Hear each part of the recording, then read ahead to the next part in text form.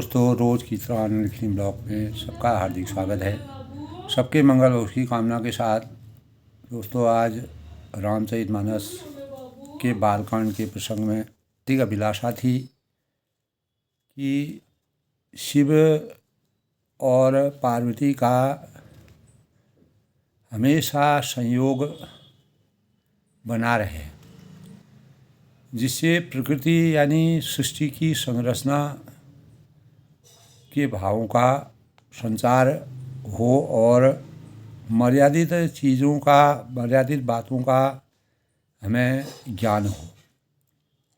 तो माता पार्वती जो थी वह नारी भक्ति और शक्ति की जो प्रतीक थी, और जो स्वरूप उनका था, जो भक्ति और प्रेम के भाव, प्रेम से भक्ति की उत्पत्ति होती है। और पार्वती जी जो थी वह भक्ति की पूर्ण स्वरूपा थी। कल के प्रसंग में दोस्तों, मैना और हिमवान ने भगवान शिव का विवाह संपन्न हुआ। बहुत प्रकार से उनका मान सम्मान आदर सत्कार करके दाइज दियो बहुभांति पुण्य कर जोरि हिम भूधर कहियो का देहु पूरन काम शंकर चरण पंकज गहि रहियो। शिव कृपा सागर ससुर कर संतोष सब भांति ही कियो पुनि गहि पद पाथोज मैना प्रेम परिपूर्ण हियो। यानी बहुत प्रकार का मान सम्मान दहेज देकर, हाथ जोड़कर विनती करके हिमांचल जो मान मर्यादा, जो हमारे संस्कार हैं, संस्कारों के अनुसार जो प्राचीन परंपरा है, तो उस आदि दैविक जो परंपरा है उसके अनुसार हिमांचल ने कहा, शंकर आप पूर्ण काम हैं, सर्वशक्तिमान हैं और आपकी हम किसी प्रकार से भी सेवा नहीं कर सकते हैं। क्योंकि इतना कहकर शिव जी के चरण कमल उन्होंने पकड़कर वह रह गए, और तब कृपा के सागर शिव जी ने अपने ससुर का सभी प्रकार से समाधान किया।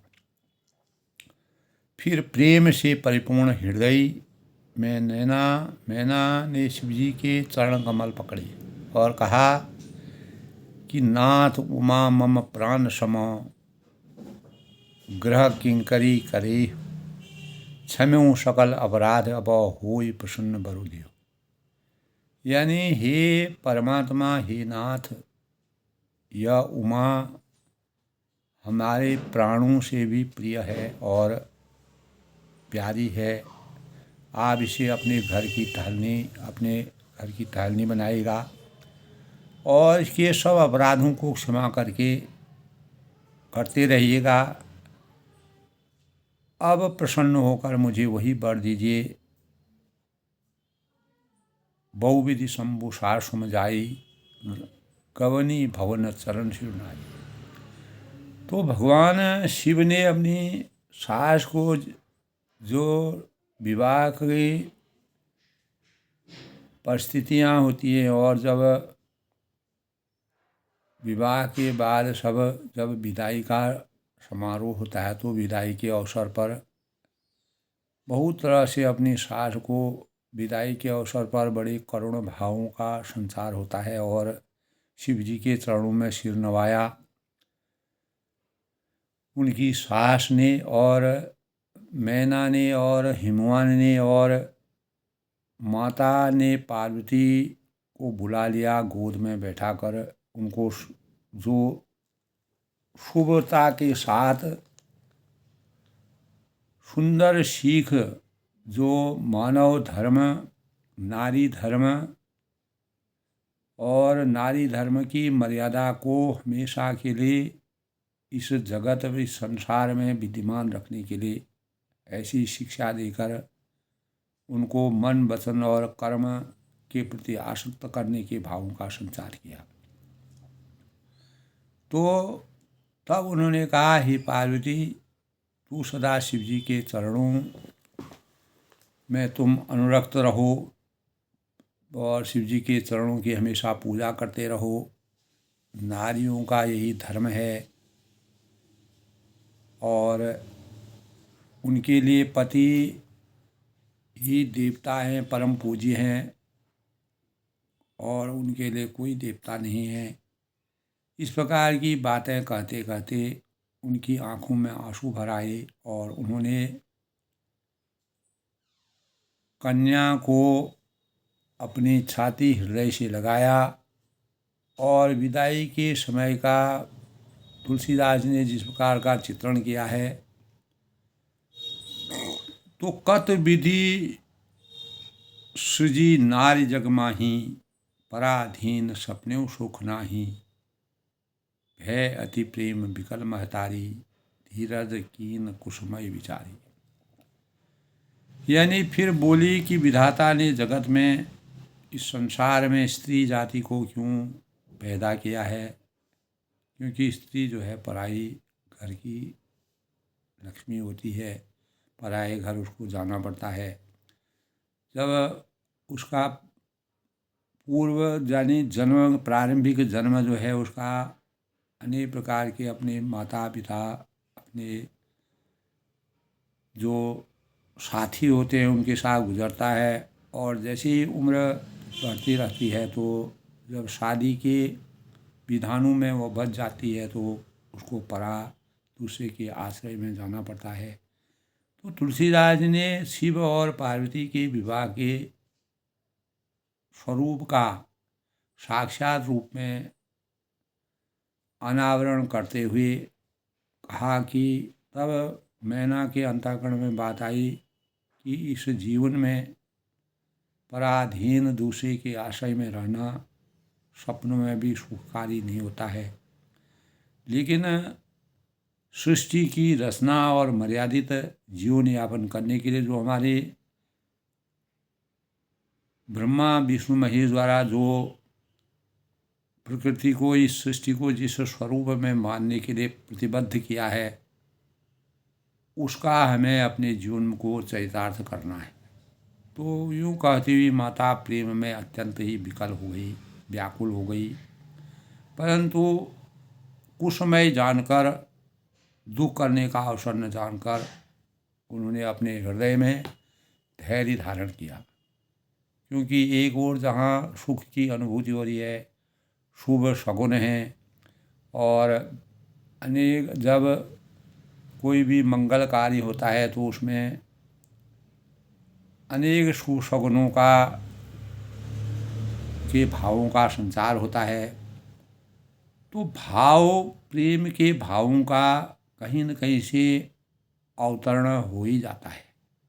पुनि पुनि मिलति परति गति सरना, परम प्रेम कसु जाय न बरना, सब नारिन मिल भेद भवानी, जाय जनन पुनि लपटानी। तब भवानी जो पार्वती हैं वो मैना बार बार पार्वती से मिलती है, स्नेह करती हैं, प्यार करती हैं, दुलार करती हैं।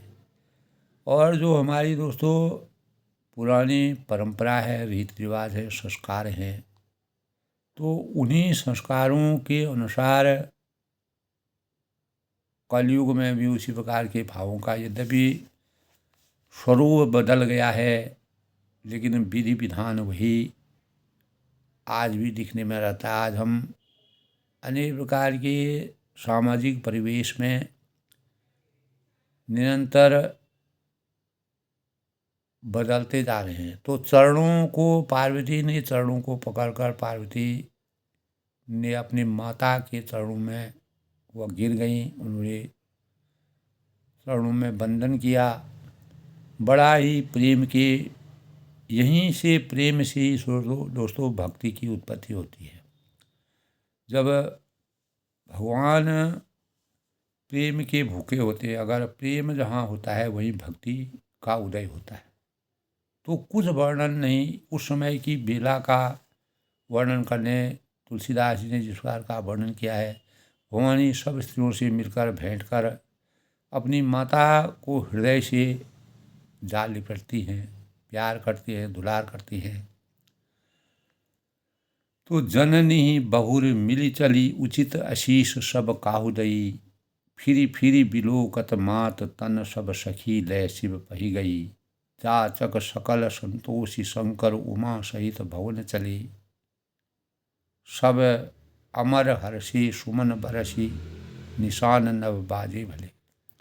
यानी पार्वती जी की माता ने फिर मिलकर चली और सब किसी ने उन्हें योग्य आशीर्वाद, जो यथायोगी विधिवत यथावत जो आशीर्वाद हो उसको प्राप्त किया। पार्वती जी फिर माता की ओर देखती जाती हैं, बार बार वह अपनी माता की तरफ निहारती हैं, देखती है।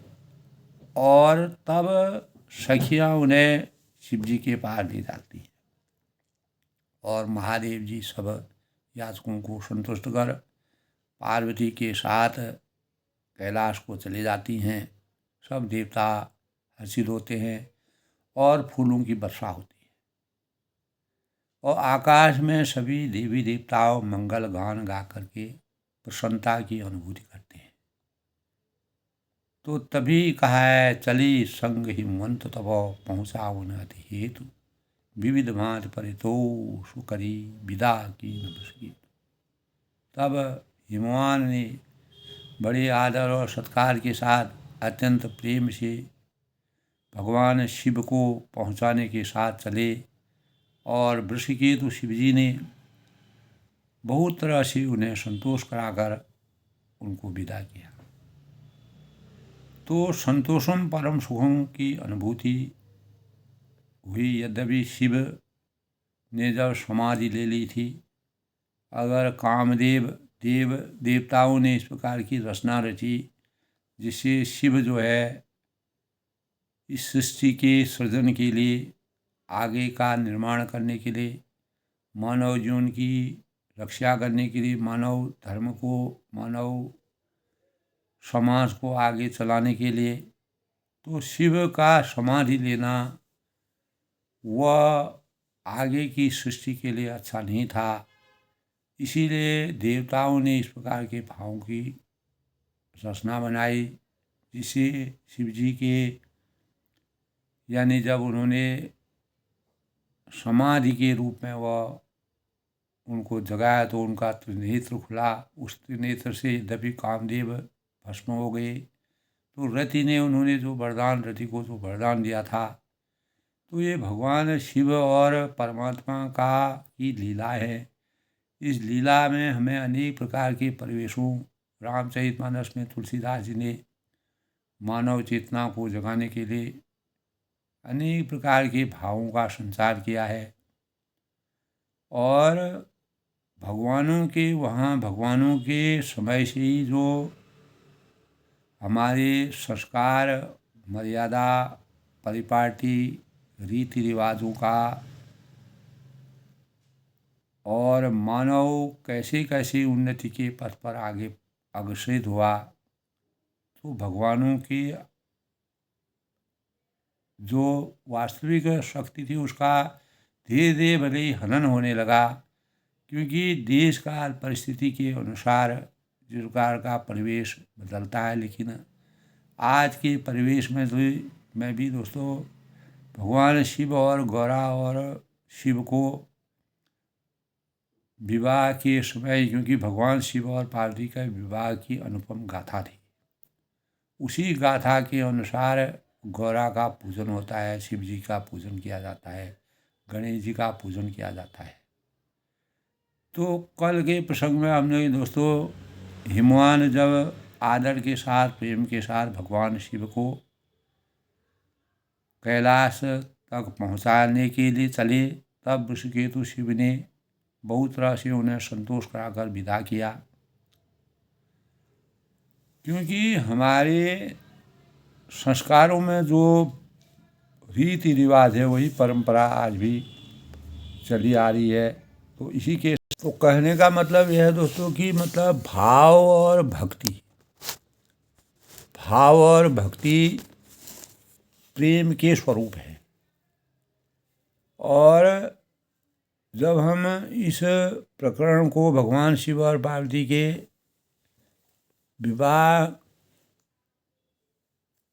के प्रसंग को सुनते हैं, विचारते हैं, मनन करते हैं, तो हमें आचार्य चाणक्य ने भी कहा था कि दोस्तों, धर्म को सुख का मूल मानते हुए कहा है कि सुखस्य मूलम धर्म, यानी परमेश्वर की सर्वोत्कृष्ट रचना मानवीय सत्ता के उन्नयन के लिए, मानवीय सत्ता को उजागर करने के लिए धर्म को ही उसके सामाजिक और आध्यात्मिक दोनों ही क्षेत्रों में पूर्ण सामंजस्य स्थापित किए जाने के लिए सर्वाधिक महत्व दिया गया है।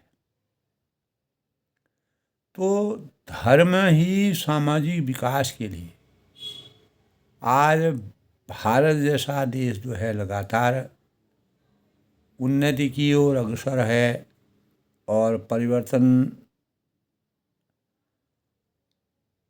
के दौर से हम आगे बढ़ रहे हैं। तो हमारे भारत के गौरव की यह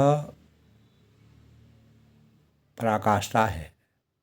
तो धर्म की सामाजिक विकास के लिए, सदाचार और आध्यात्मिक उन्नति के लिए भावभूमि तैयार करता है। मानव धर्म इस संसार में सर्वोपरि है। कोई भी शास्त्र पढ़िए, कोई भी चीज़ पढ़िए दोस्तों, मानव धर्म ही सर्वोपरि है। और जब मानव से सुंदर सहयोग और संपर्क स्थापित करता है तो मनोभावों की झलकती है और एक दूसरे के प्रेम के भावों का संचार होता है। तो विकसित आदमी धीरे धीरे जैसे भगवानों के संस्कारों को लेकर के हम आज विकसित भावनाओं को लेकर आगे चलते हैं, तो मनोविज्ञान की दृष्टि से भी मनुष्य के 3 पक्ष होते हैं। कर्म है, ज्ञान है और भक्ति है। शिव और पार्वती ने कर्म, ज्ञान और भक्ति को सर्वाधिक सुगम और इसमें भी सर्वाधिक सुगम पक्ष भक्ति, इसलिए पार्वती ने जन्म जन्मांतर तक शिव की भक्ति के लिए वह समर्पित हुई और उन्होंने बहुत बड़ी तपस्या की और उसी तपस्या के परिणाम स्वरूप भगवान रामचंद्र जी जो है उनसे प्रसन्न हुए और भगवान शिव को उन्होंने जगाने का प्रयास किया। तो वर्तमान भौतिकवादी संसार में इस अभावों और प्रभावों के अनेक प्रकार की जो विषमताएं हैं से हम जूझ रहे हैं। तो हम कभी अभावों से ग्रस्त रहते हैं तो कभी प्रभावों के दबाव से हम त्रस्त रहते हैं। तो ये दोनों ही स्थितियां दोस्तों हमें अनेक प्रकार के तनावग्रस्त बनाती हैं। इसलिए भगवत भजन, जब हम भगवानों के स्वरूप का चिंतन करते हैं, मनन करते हैं, ध्यान करते हैं, तो अनेक प्रकार के तनाव से हमारी मुक्ति, हमारे जीवन में आने वाली जो परेशानियां हैं उनसे हमको मुक्ति मिलती है। हम अभावों के कारण सदैव तरसते हैं, तड़पते हैं और प्रभावों से बनने के लिए हम सदैव सहमे और तपे रहते हैं। तो इन दोनों ही परिस्थितियों में हम टूटकर बिखर भी जाते हैं कभी कभी, और एक न एक दिन हमारी जीवन लीला भी समाप्त हो जाती है। तो सती के हृदय में जब माता पिता होने के बाद भी जब यक्ष ने जो है इतना बड़ा यज्ञ किया और यज्ञ में अनेक प्रकार के राजाओं को आमंत्रित किया। भगवान शिव और उनकी पुत्री का कहीं भी नामो निशान नहीं था। तब सती को क्रोध आया और उसी क्रोध के परिणाम स्वरूप वह सती होकर के सती बन गई और पूरे यज्ञ का विध्वंस किया। तो ये सब भगवानों को अगर हमारे अंतःकरण में हम वास्तविकता को नहीं समझ पाते, भगवान शिव की वास्तविकता को दक्ष समझ ही नहीं पाए, जिसका उनको पश्चाताप करना पड़ेगा, प्रायश्चित करना पड़ा। तो जीवन लीला सती ने जो है समाप्त करके दक्ष के पूरे यज्ञ को, अपमान जो है इस संसार में सबसे बड़ा अभिशाप है। अभावों और प्रभावों से घिरे रहना हमारी व्यवस्था है। कभी अभाव होते हैं, कभी परेशानियाँ होती हैं। और शिव स्वरूप तो इस प्रकार का था कि कोई उनकी वास्तविकता को कोई जान ही नहीं पाया। अजन्मा, अगोचर, अनादि। तो क्योंकि मानव जो है इनकी उपस्थिति के कारण भाव का अनुभव ही नहीं कर पाते। जिस प्रकार दक्ष ने वास्तविक भावों का अनुभव नहीं कर पाए, भाव के रहने पर अभावों का अनुभव ही नहीं हो पाता है। तो और नहीं प्रभावों का कोई भय रहता है। तो भाव ही आध्यात्मिक पथ का पहला पत्थर है। अगर हम आध्यात्म के रास्ते से अपने जीवन को चरितार्थ करते हैं तो हमें भावनाओं के समुद्र में गोता लगाना पड़ेगा, और भाव के अभाव में भक्ति संभव नहीं, क्योंकि भक्त भाव के माध्यम से ही भगवान के साथ अपना रागात्मक अनुराग स्थापित करता है। जिसका पार्वती ने भगवान शिव को समाधि, अगर उनके अंतःकरण में नारी शक्ति की इतनी बड़ी अपार शक्ति है, उसी शक्ति के कारण उन्होंने शिव के स्वरूप को साक्षात रूप में प्रकट करके और उनसे विवाह पुनः विवाह किया। प्रभु को प्राप्त करने के लिए पूर्ण समर्पण अनिवार्य है। जिस प्रकार पार्वती जी ने अपने अंतःकरण को पूर्ण रूप से समर्पित किया, तो उनका विवाह प्रसंग जब हम उसकी तुलसीदास जी के द्वारा जो विवाह प्रसंग का वर्णन किया है, उसमें हमें इसी प्रकार के भावों की अभिव्यक्ति होती है। प्रभु का कहना है कि समस्त कर्म करो, लेकिन बिना फला आकांक्षा के, फलों की आकांक्षा की। गीता में भी दोस्तों एक स्थान पर भगवान श्री कृष्ण ने कहा है कि जो मेरा आश्रय लेता है, मेरे शरण में आता है, उसका भी कभी त्याग नहीं करता हूँ, और चाहे वो मेरा कितना ही भी पराया हो या मुझे नहीं मानने वाला हो। और यह कथन शरणागत की रक्षा करने की चिरंतन जो वचनबद्धता को स्पष्ट करता है। संत तुलसीदास जी ने दोस्तों इसी तथ्य को उजागर करते हुए कहा है कि जिस प्रकार अपार जल राशि में मछली भयहीन या चिंता रहित इसी प्रकार की चिंता नहीं रहती है और वह सुख की अनुभूति करती है, उसी प्रकार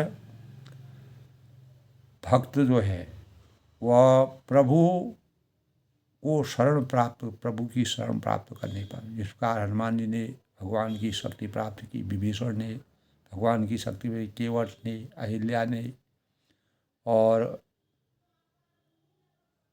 सबरी ने। तो भक्त प्रेम से, भगवान की भक्ति का सबसे बड़ा स्वरूप प्रेम है। तो प्रभु की शरण इन लोगों ने सबने प्राप्त की। और तभी ये अपने जीवन में निश्चिंत, निर्भय और आनंदित जीवन इन्होंने यापन किया, मोक्ष की प्राप्ति हुई। और वस्तुतः दोस्तों, भाव, भक्ति और मुक्ति अनन्याश्रित है। ये जो है किसी पर आश्रित नहीं है। ये मनुष्य की अपनी स्वतंत्र भावनाएं हैं जिससे हम अपने जीवन को चरितार्थ करते हैं। तो यही भाव भगवान शिव को समर्पित जो पार्वती थीं, उनके जीवन चरित्र से इस प्रकार के भावों का संचार होता है। इसी संदर्भ में दोस्तों आज के शुभ पंचांग की बात करते हैं। तो आज का पंचांग, आज 22 दिसंबर 2024, मार्गशीर्ष माह के कृष्ण पक्ष की अष्टमी तिथि 23 दिसंबर 2024 मार्गशीर्ष माह के कृष्ण पक्ष की अष्टमी तिथि है आज दोस्तों। दिन सोमवार है। अष्टमी आज सायं 5:07 तत्पश्चात नवमी तिथि का शुभारंभ हो जाएगा। सूर्य आज दोस्तों वृश्चिक राशि में प्रवेश करेंगे। आयुष्मान योग का संयोग बन रहा है 7 बजे सायं से। उसके बाद सौभाग्य योग कर्ण बब 2:32 बाद में बालव 3:48 तक, तब बब, यानी आज का दिन शुभ फलदायी माना गया है। उत्तरा फाल्गुनी नक्षत्र है दोस्तों 9:09 तक। उसके बाद हस्त नक्षत्र का संयोग रहेगा। आज के अभिजीत मुहूर्त की बात करें तो 12:04 से 12:46 तक। अमृतकाल आज का दोस्तों 5:29 से 7:17 तक। आज का ब्रह्म मुहूर्त 5:33 के 6:31 तक। और आज का राहु काल, जिस दौरान किसी भी शुभ कार्य को करना मनाही है, 8:28 से 9:46 तक। सूर्य आज 7:11 तक उदय होंगे और सूर्यास्त जो है 5:30 तक। इस प्रकार आज के शुभ पंचांग का योग है। तो दोस्तों आज सोमवार का दिन है। भगवान शिव की पूजा अर्चना करने का आज दिन है। भगवान शिवलिंग की पूजा सोमवार को 16 सोमवारों का व्रत करने से अनेक प्रकार के फलाभावों, मनोवांछित फलों की प्राप्ति होती है। सोमवार जो है सप्ताह का प्रथम दिन माना गया है। और भगवान शिव जब इस धरती पर, इस सृष्टि पर कुछ नहीं था, तब भगवान शिव का ही अवतार माना गया है। भगवान शिव ने ही ब्रह्मा यानी ओम नमः शिवाय का जाप करके मानव जीवन को भगवान शिव की सिद्धि प्राप्त हुई। और प्राचीन काल से ही शिव जी की पूजा मानव कल्याण और शुभ कार्यों में सफलता के लिए हिंदू धर्म में बहुत ही प्रचलित है। और देवताओं की अपेक्षा भारत के सभी प्रदेशों में, हमारे भारत में शिव पूजा की परंपरा सर्वत्र दिखाई देती है। ग्रहों की शांति, सभी कष्टों के निवारण के लिए शिव पूजा का विशेष महत्व है। शिव पूजा साधारण तरीके से दोस्तों जल भगवान शिव को अर्पण करना चाहिए, जल अभिषेक करना चाहिए। पार्थिव पूजा करने से अनेकों प्रकार के शिव की पार्थिव पूजा सावन माह में करना शुभकारी माना गया है, फलदायी माना गया है। भगवान रामचंद्र ने भी जब रावण पर विजय प्राप्त करके वह अयोध्या को लौट रहे थे, तब उन्होंने रामेश्वरम में भगवान शिव की स्थापना, शिवलिंग की स्थापना की, जो आज भी विराजमान है। तो पुराणों में सभी कष्टों को के निवारण और शिव पूजा का विशेष महत्व है। तो भगवान शिव बेलपत्र है, चंदन है, और भांग है, धतूरा है, मदार के पुष्प हैं, सफ़ेद पुष्प हैं। भगवान शिव की पूजा दूध अर्पण करके, पंचामृत अर्पण करके भगवान शिव की पूजा की जाती है। तो साधारण चीज़ों से भगवान शिव ने दोस्तों इतने सरल देवता और शांति के प्रतीक हैं, और भगवान शिव थोड़े में ही प्रसन्न हो जाते हैं। तीनों नामों यानी शंकर पूजा के लिए शिव पूजा, शिव शंभु और शंकर के नामों से वर्णित है। वैसे शिव जी के हजारों अपार नाम है, लेकिन तीनों नामों का अर्थ शिव है। शिव पुराण में शिव पूजा के लिए अनेक नामों का वर्णन किया गया है। तो घर परिवार की सुख समृद्धि, दीर्घ आयु के लिए भगवान शिव की पूजा अर्चना करना, उपवास रखना शुभकारी माना गया है, और मनोवांछित फलों की अवश्य प्राप्ति होती है।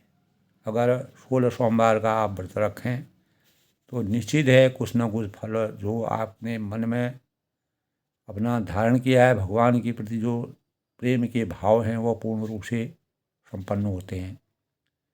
तो भगवान शिव न तस्य कारणं न विद्यते, न तत्सम वश्चाभ्यधिकस्य दृश्यते, परास्य शक्तिर विधिधैव श्रूयते, स्वाभाविकी ज्ञान बल क्रिया च। शिव अनादि और अनंत है, उनकी तुलना सृष्टि के किसी भी देवता से नहीं की जाती है। शिव अद्वितीय हैं और अतुलनीय हैं और अनुपम है। पुराणों में शिव की पूजा अर्चना के लिए रुद्र सूक्त, पुरुष सूक्त आदि का वर्णन किया गया है। तो शैवागम और पाशुपत राय आदि भी शिव पूजा का वर्णन करते हैं। शिव पूजा ज्योतिर्लिंग और दक्षिण मूर्ति नटराज आदि अनेकों रूपों में की जाती है।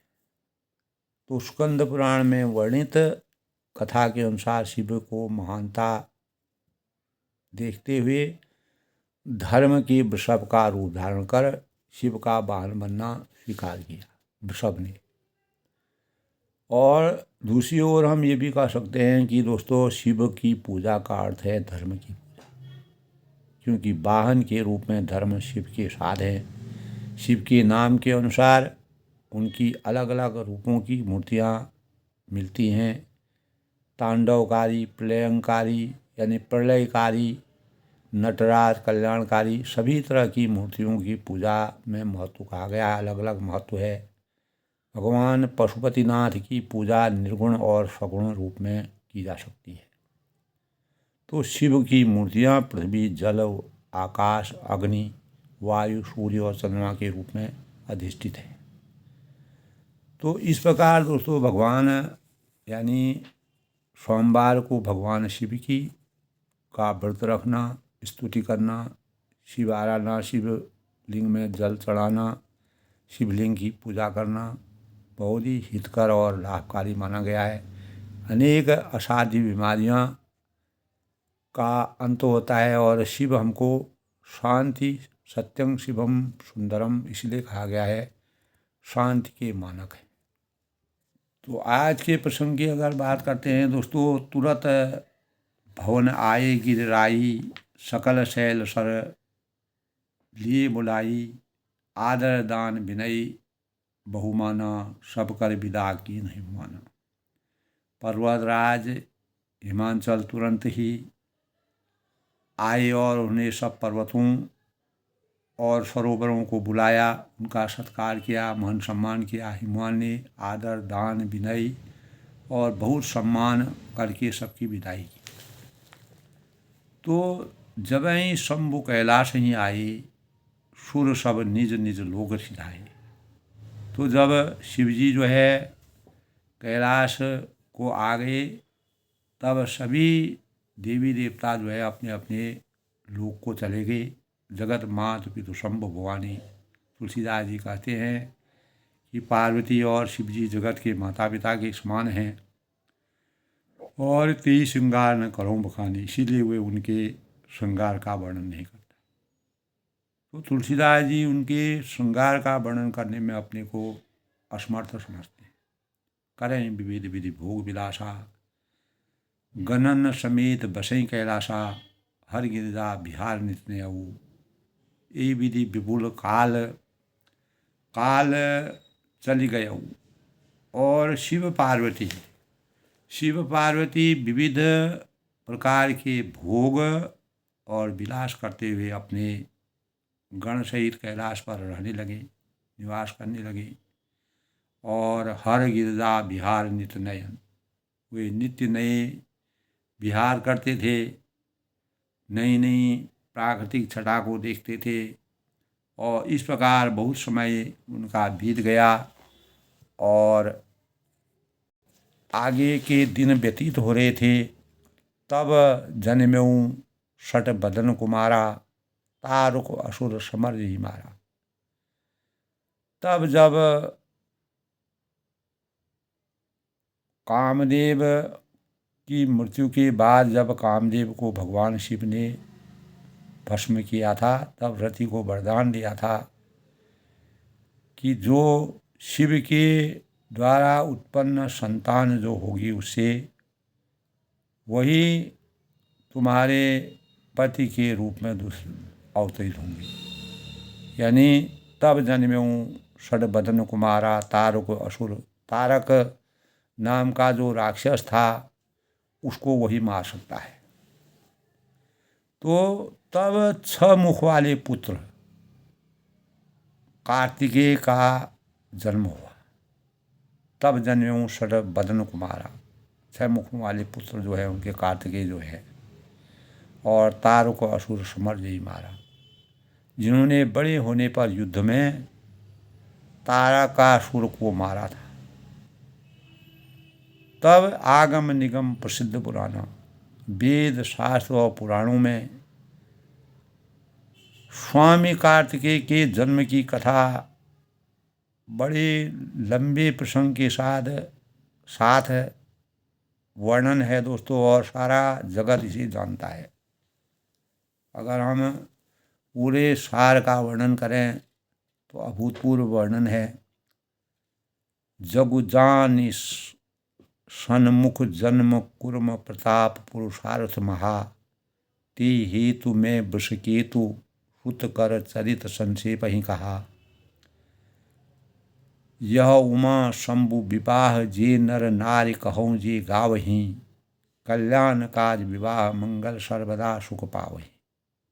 जगुजान सन्मुख जन्म कर्म प्रताप पुरुषार्थ महा, यानी सदानंद स्वामी कार्तिकेय जो है कि जन्म कर्म प्रताप और महान पुरुषार्थ को सारा जगत जानता है। इसीलिए तुलसीदास जी कहते हैं कि मैंने वृषकेतु शिव जी के पुत्र का चरित्र संक्षेप में कहा। बड़ा लंबा प्रसंग है।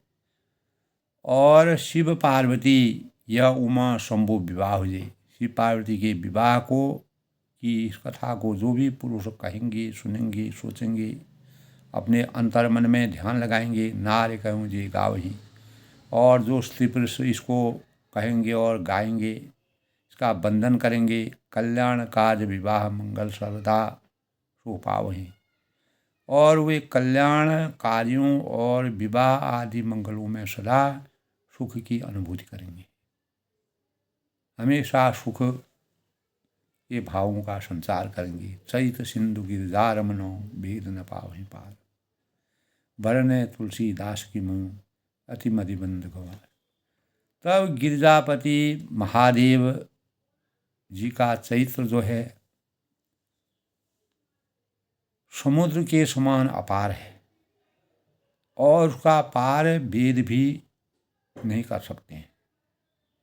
और तब अत्यंत मंदबुद्धि और गंवार तुलसीदास जी का उसका वर्णन कर सकना तुलसीदास के लिए बड़ा ही कठिन है। तो तुलसीदास ने इस प्रकार का वर्णन किया है।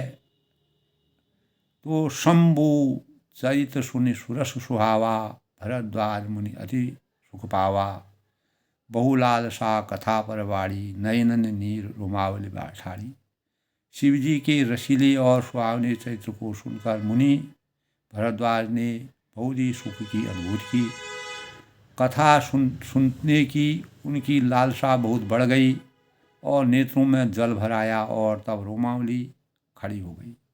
शंभु चलित सुन सरस सुहावा, भरद्वाज मुनि अति सुख पावा।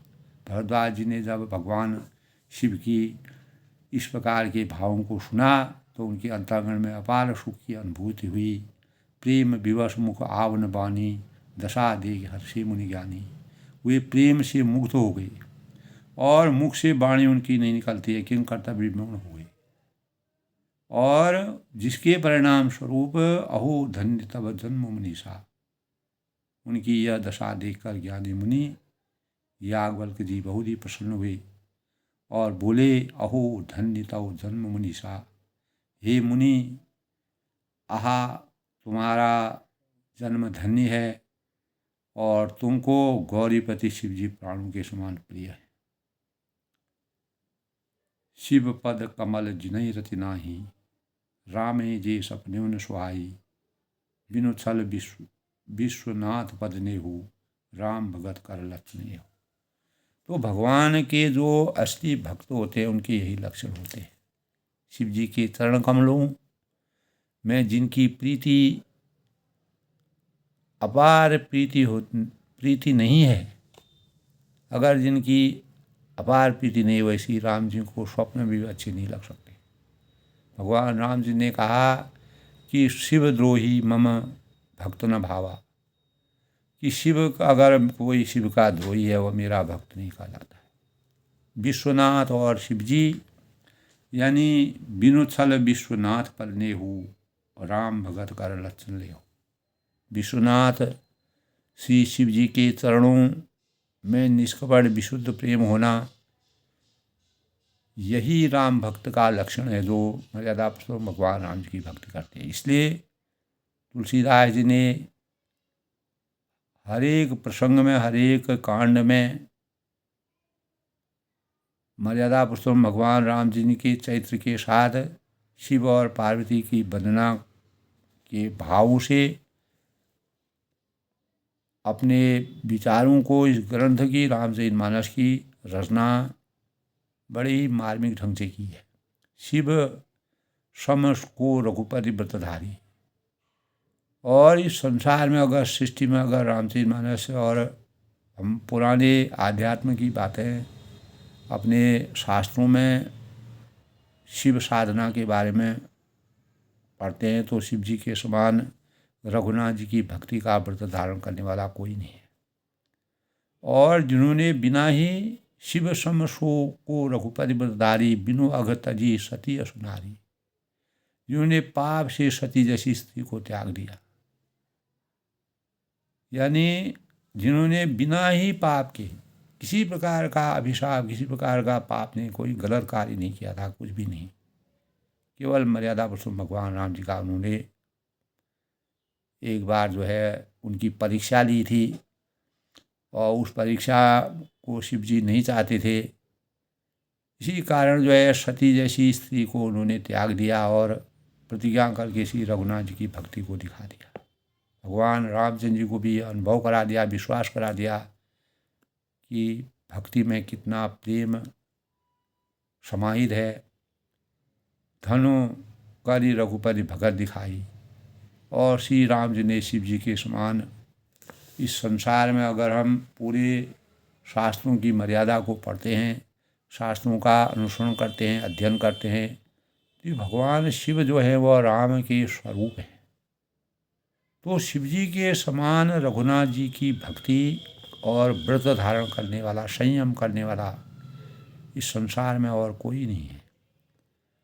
तो जिन्होंने बिना ही पाप के, बिना किसी पाप के कारण भी, बिना कोई बुराई के कारण ही सती जैसी स्त्री को त्याग दिया, जिन्होंने अपने पिताजी के अपमान करने पर अग्नि यानी महान यज्ञ को विध्वंस कर दिया, प्रतिज्ञा करके श्री रघुनाथ जी की भक्ति को दिखा दिया, तो हे भाई श्री राम जी को शिव जी के समान और कौन प्यारा है, कोई नहीं हो सकता है।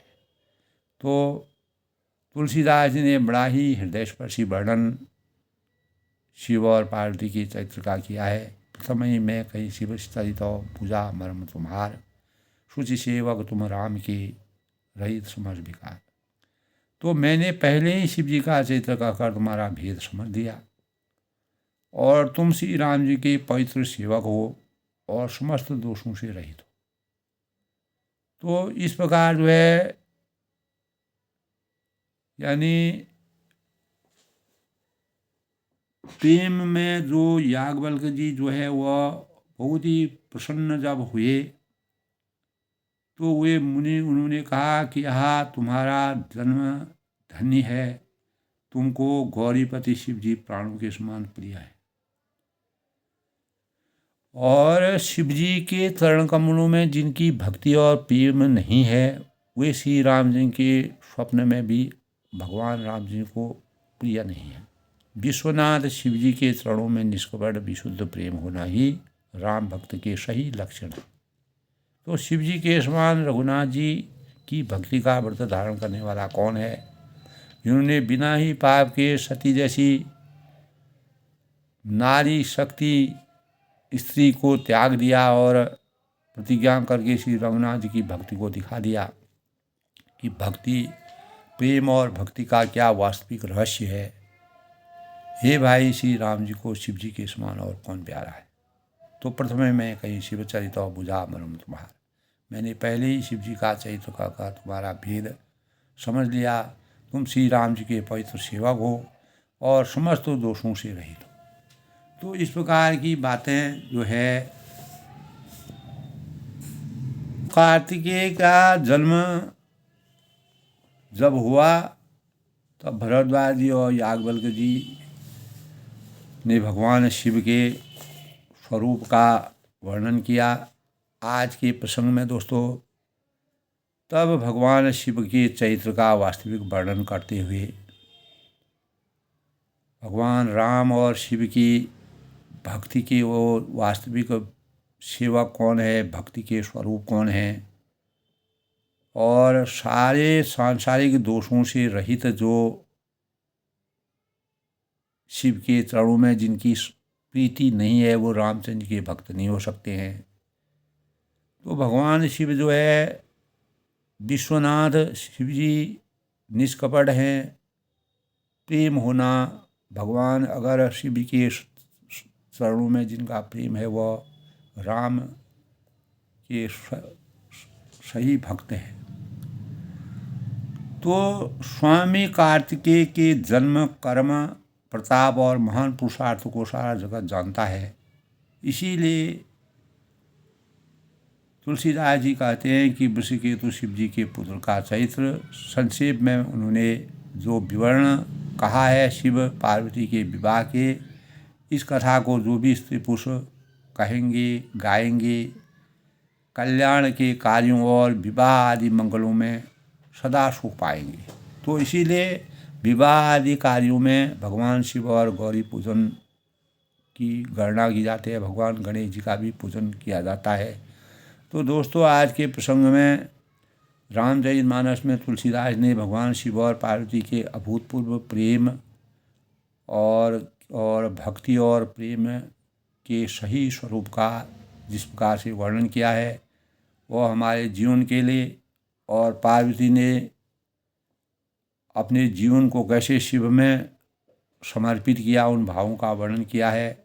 सबके मंगल व उसकी कामना के साथ भगवान शिव और राम जी की कृपा से विवाह बना रहें, मैं सबके मंगल व उसकी कामना करता हूँ। और इन्हीं शब्दों के साथ अपनी वाणी को विराम देते हुए जय श्री राम के साथ आज का प्रसंग समाप्त होता है।